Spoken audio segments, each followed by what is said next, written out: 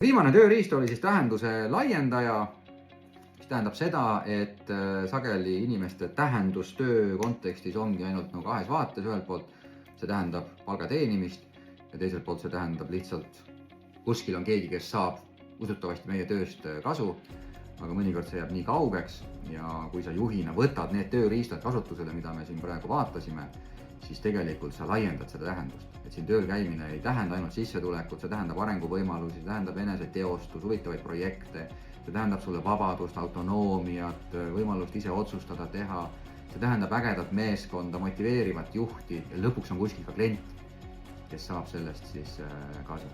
Ja need kolme kihti me võimegi nimetada organisatsiooni siseseks tähenduseks, ehk siis mida ma tunnen, mida siin töötamine mulle tähendab lisaks palgale.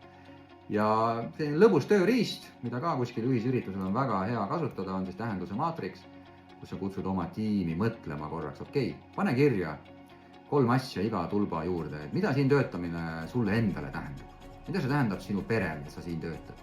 Mida tähendab sinuga koos töötamine sinu juhile? Mis sa arvad, mida see tähendab tema jaoks? Kas tähendab positiivseid asju või negatiivseid asju? Mida tähendab sinu tiimi jaoks sinuga koos töötamine? Mida nad rohkem näevad?